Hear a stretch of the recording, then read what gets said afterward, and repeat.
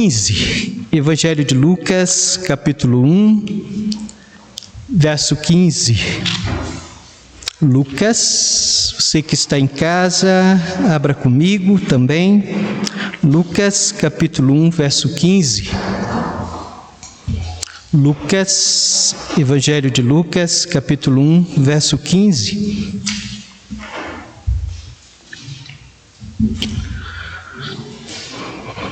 A palavra do nosso Deus diz assim: porque será grande diante do Senhor, e não beberá vinho, nem bebida forte, e será cheio do Espírito Santo, já desde o ventre de sua mãe. Pai, nós mais uma vez te agradecemos pela tua palavra, em nome de Jesus. Amém.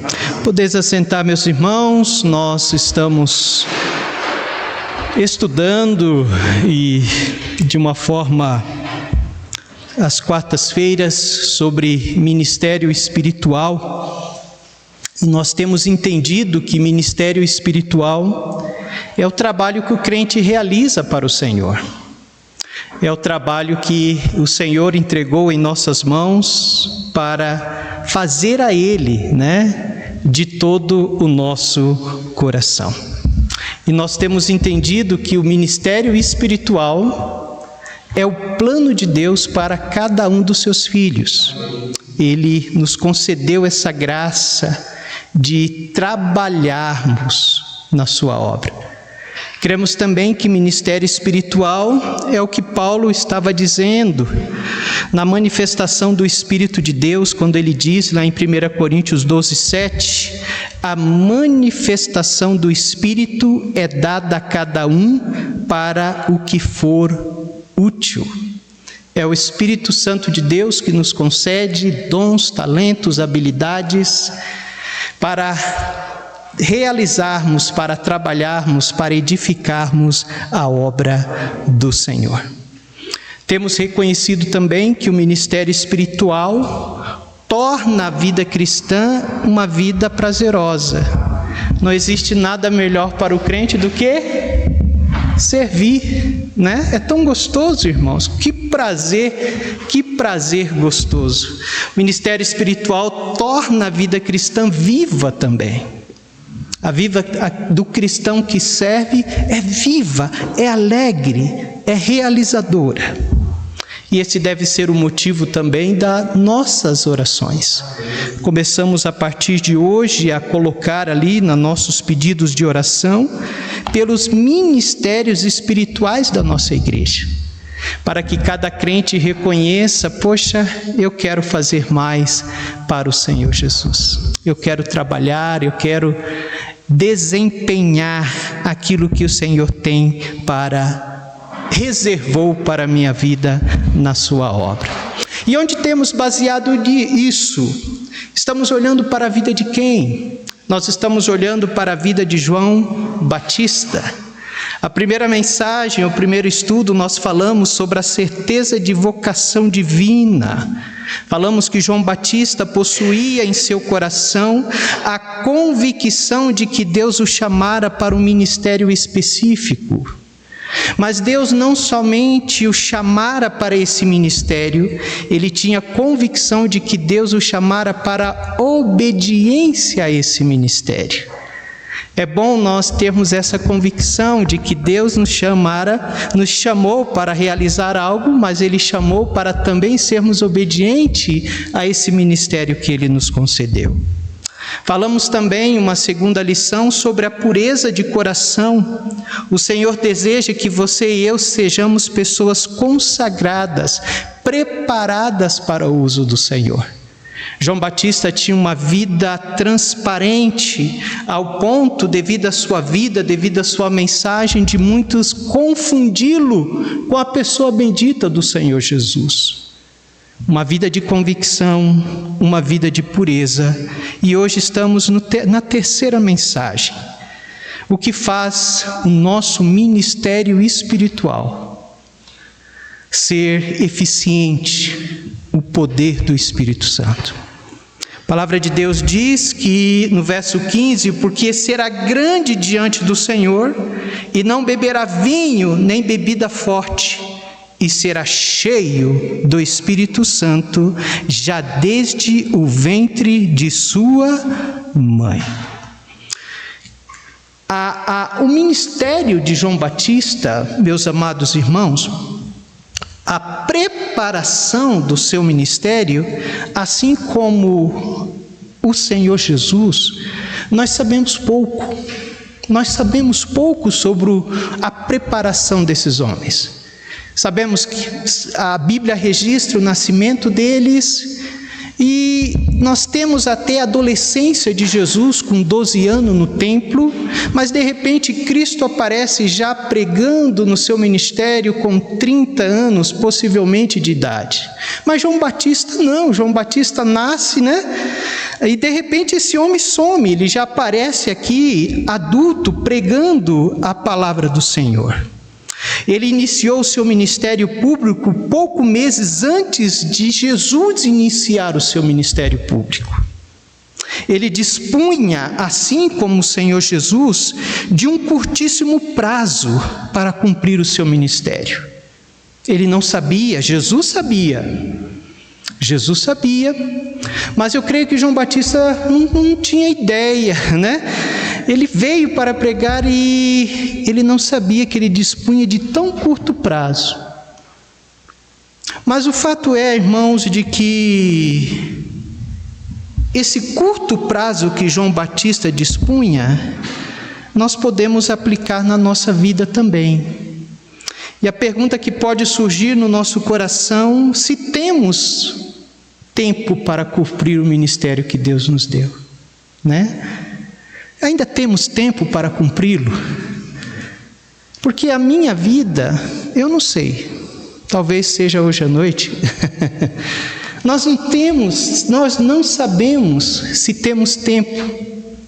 E se sabemos e se temos tempo, quantos tempos ainda nos resta para cumprir o chamado que Deus deu para nós? Então é interessante que nós venhamos ouvir a exortação do Espírito Santo de Deus em Hebreus 3:8.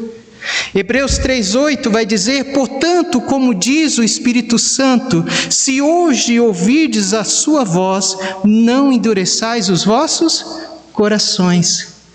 Ele está dizendo que o tempo que nós temos para a realização do nosso ministério é hoje, é o hoje, é o agora. Então, se eu tenho que fazer algo para o Senhor, se eu tenho que desenvolver o ministério que Deus me entregou, a obra que Deus quer que eu venha fazer, eu não posso deixar para amanhã, eu tenho que fazer hoje, fazer com a mais urgência possível. Mas o que chama a atenção, nesse pouco tempo que João Batista dispunha, ele permitiu ser usado pelo poder do Espírito Santo de Deus. Esse pouco tempo que ele tinha, ele permitiu o Espírito Santo de Deus conduzir a sua vida. A sua missão foi divinamente revelada aqui no versículo 15. Vamos ler novamente o verso 15. Ele mostra a missão de João Batista. Ele diz: porque será grande diante do Senhor, e não beberá vinho nem bebida forte, e será cheio do Espírito Santo, já desde o ventre de sua mãe. O autor está dizendo que, em primeiro lugar, o João Batista seria um homem grande aos olhos do Senhor, talvez pela sua fé, talvez pela sua obediência, mas João Batista foi grande aos olhos do Senhor também por revelar uma profunda humildade. Esse homem foi humilde, e a marca da verdadeira grandeza, o que é? A humildade. Interessante que o padrão de grandeza entre os homens não corresponde ao padrão de grandeza dos céus. Que ele cresça e que esse era o pensamento de João. És tu o Cristo? Não, eu vim para preparar o caminho de Cristo.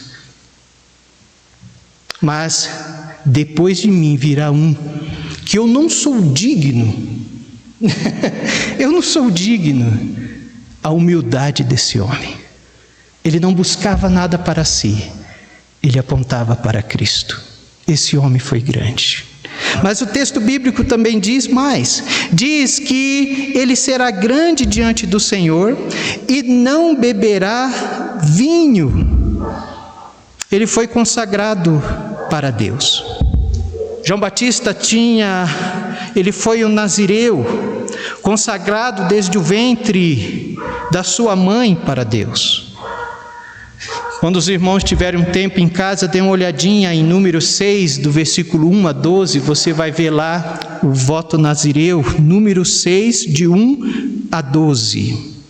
E há um outro personagem bíblico que nós sabemos acerca deste, que foi separado desde o ventre da sua mãe com esse voto, com essa consagração a Deus. Quem foi?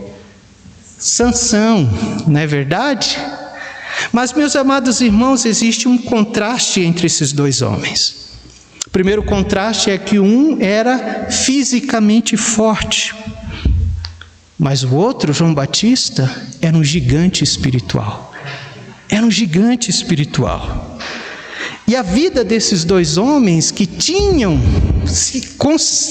sido consagrados a Deus desde o ventre, nos faz refletir. O que faz a diferença não são os símbolos exteriores da religião. O que faz a diferença não são os símbolos exteriores pelos fatos deles não poderem cortar o cabelo, ou tocar em um animal morto, ou beber bebida forte ou vinho. Mas o que faz a diferença é o compromisso pessoal e interior diante de Deus. Os dois tinham o voto. Não é verdade? Os dois foram consagrados a Deus. Os dois tinham os símbolos exteriores daquilo que podia ou não podia fazer. Mas o que diferenciava Sansão de João Batista era o compromisso pessoal e interior diante de Deus. Sansão não tinha isso. Sansão não tinha.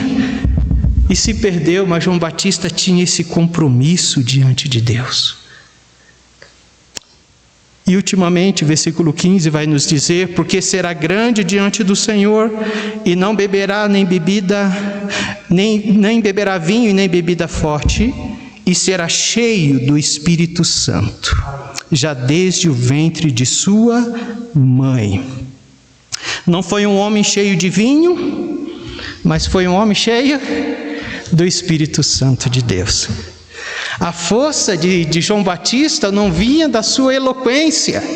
Se ele tivesse alguma eloquência, se ele teve alguma eloquência. A força de João Batista não derivou de sua personalidade forte, porque ele tinha uma personalidade forte. Mas a força que havia na vida desse homem vinha do Espírito de Deus que conduzia a sua vida. E a sua vida foi um exemplo, o seu ministério tocou corações, tocou vidas, porque ele permitiu ser conduzido pelo Espírito Santo de Deus. E isso é um desafio para nós que temos ministérios dentro da casa do Senhor para realizar. Porque muitas vezes nós pensamos que é a nossa sabedoria, que é a nossa eloquência, que é a nossa capacidade. E todas essas coisas, quando nós começamos a colocar em primeiro lugar, nós acabamos frustrados e tristes. Porque a obra do Senhor não se realiza com a força humana, mas pelo poder e capacitação do Espírito Santo de Deus.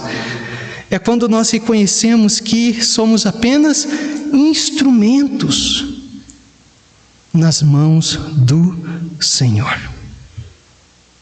Ministério de João Batista. João Batista, ele começa o seu ministério como um trator sem freio. Eu nunca vi um trator sem freio, mas se você procurar na internet,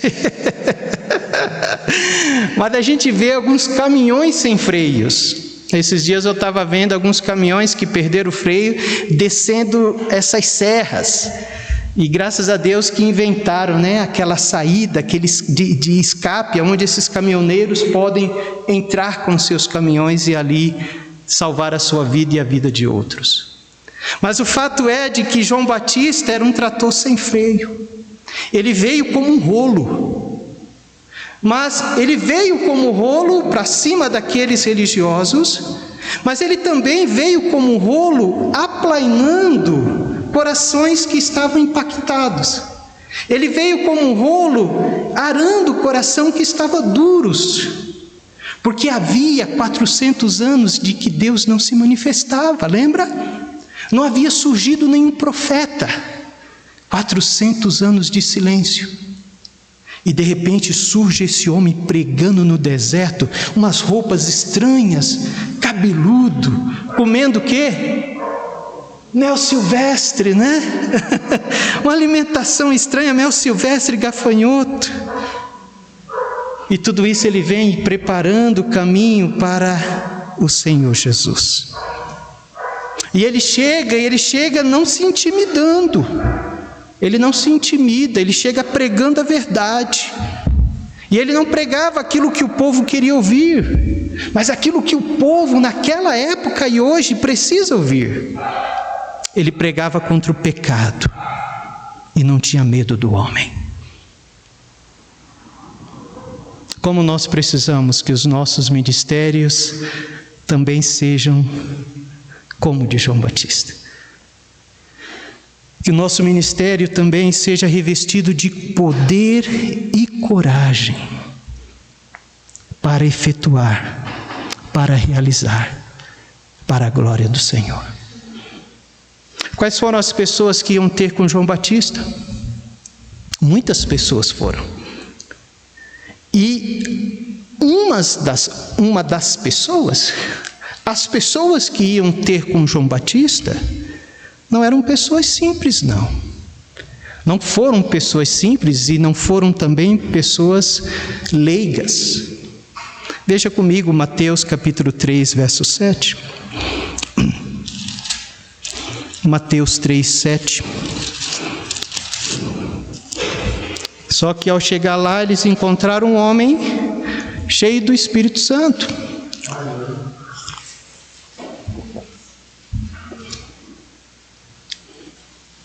Mateus 3, versículo 7. Versículo 6 diz: e eram por ele batizados no rio Jordão, confessando os seus pecados. E vendo ele muito dos fariseus e dos saduceus, que vinham ao seu batismo, dizia-lhes: raça de víboras, quem vos ensinou a fugir da ira futura? O que esses grupos queriam com João Batista? O que os saduceus e os fariseus queriam com João Batista? Muitos desses homens iam até João Batista levado pelos ciúmes. Muitos desses homens iam até João Batista levado por curiosidade, pelo ódio. E ao chegar lá, eles recebem uma mensagem nada suave. Né? Nada suave. Eu creio que se fosse nós, como nós estamos vivendo uma época de corações melindrosos, né? Hoje em dia, os crentes em geral, irmãos, quando eu falo isso, por isso que nós vemos muitas pessoas mudando, indo para lá, indo para cá, não param em lugar nenhum, porque muitos corações estão melindrosos. Quando escuta a verdade, fala: opa, aqui eu não fico mais. E já vai para lá, e já corre para cá, né? Se fosse nos dias de hoje, iria acontecer isso.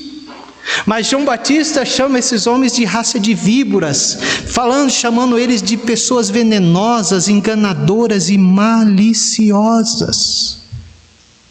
João Batista não se intimidou. João pregava a verdade e dizia a verdade. O Espírito Santo lhe outorgava poder e autoridade para viver e pregar a verdade. a exemplo de Jesus. Jesus, amados irmãos, nunca deixou de dizer a verdade. Para Jesus, ele não tinha meio termo. O que nós aprendemos aqui? Nós aprendemos de que o Espírito nos leva, primeiramente, a amar a verdade. E, em segundo lugar, o Espírito nos leva a repudiar e reprovar a mentira. Nos leva a amar a verdade da palavra. E João Batista amava a verdade da palavra de Deus. E ele pregava com ousadia. Quem mais foi ter com João Batista? Lucas capítulo 3, verso 12. Lucas 3, 12.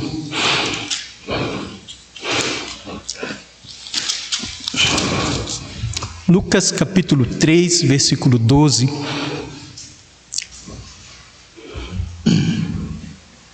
A palavra de Deus diz, quantos estão comigo? Amém?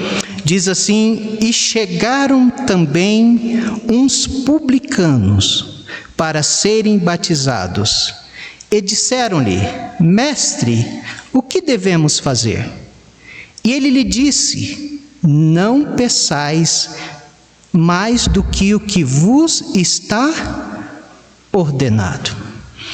Os publicanos, nós sabemos, eram os cobradores de impostos, odiados pelos judeus.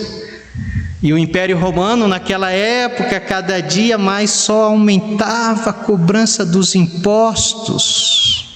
E esses cobradores de impostos publicanos foram ter com João Batista. E eles tinham respeito por João Batista, Porque eles chegam diante de João Batista e chamam ele de mestre. Mas João não se deixou, levar, e também não se intimidou diante deles. João não proibiu os publicanos de exercerem seu trabalho, mas orientou a serem íntegros na cobrança dos impostos e tributos.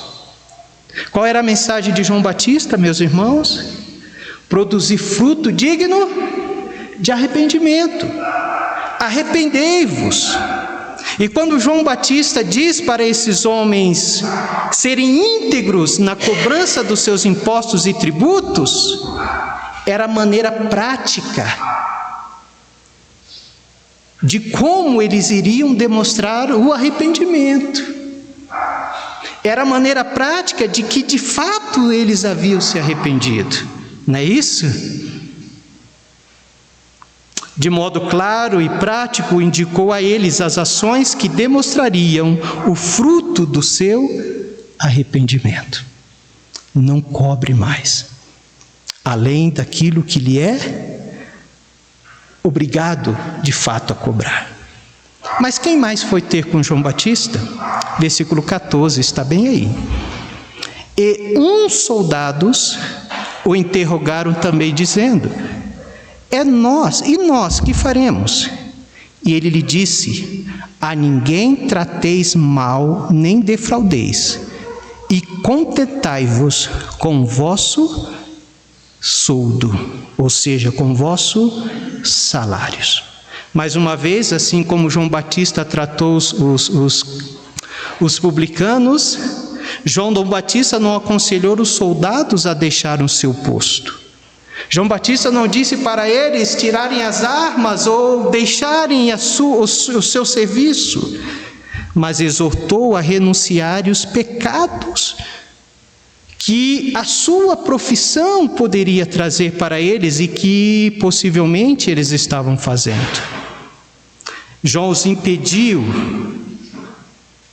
da ganância, da extorsão e do ato de crueldade e de violência. O que acontecia com os soldados daquela época? Muitos deles eram tentados a obter dinheiro através de chantagem. Eles chantageavam.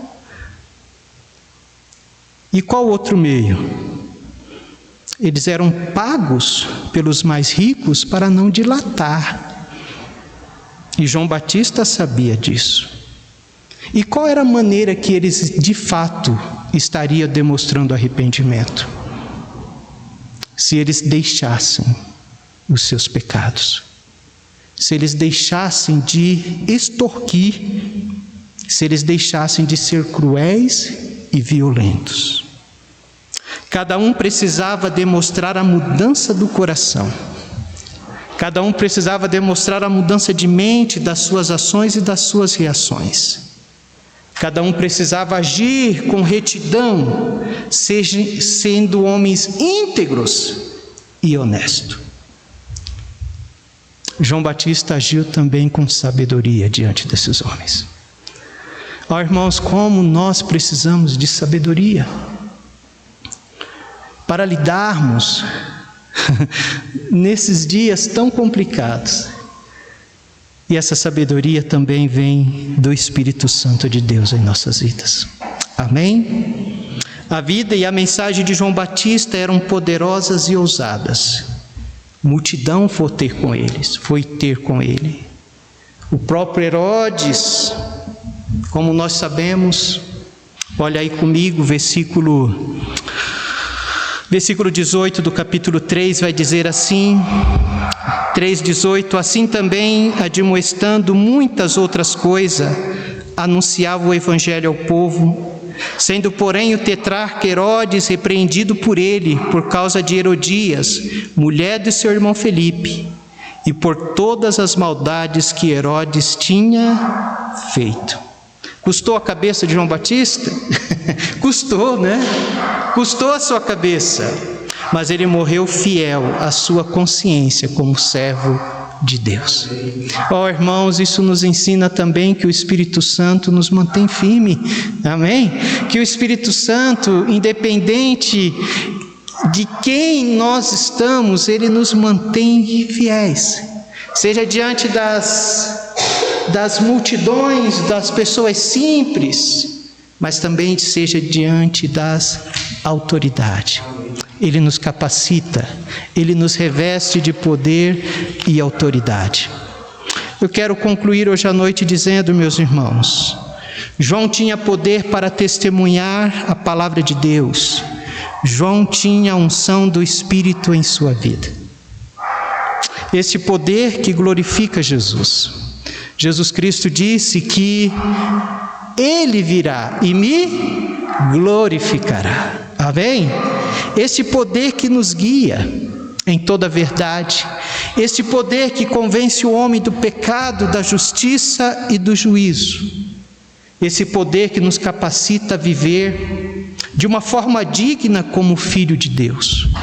Esse poder que é o poder do Espírito que nos capacita a amar a verdade. Esse poder que nos dá ousadia para cumprir o nosso ministério espiritual de que um dia o Senhor nos confiou. Somente por Ele, irmão Antônio, somente por Ele nós poderemos cumprir com ousadia, com poder e de uma forma satisfatória o ministério que Deus nos concedeu. Somente pelo poder do Espírito Santo de Deus. Possamos, irmãos, ser cheios do Espírito Santo de Deus, que possamos ter a alegria do Espírito em nossa vida, possamos andar no Espírito, possamos ser guiados pelo Espírito Santo, possamos viver no Espírito, que possamos produzir fruto do Espírito, que possamos ser capacitados pelo poder do Espírito, que possamos não somente possuir o Espírito, mas o Espírito de Deus nos possuir. Ter mais das nossas vidas, ter mais do nosso coração, ter mais da nossa mente, ter mais do nosso ser. Isso irá fazer toda a diferença, não somente no nosso ministério pessoal ou espiritual. Isso vai fazer a diferença em todas as áreas da nossa vida. Que Deus nos abençoe, que Deus fortaleça-nos e que possamos, na orientação do apóstolo Paulo à igreja de Éfeso, não vos embriagueis com vinho, mas enchei-vos do Espírito. Que Deus nos abençoe.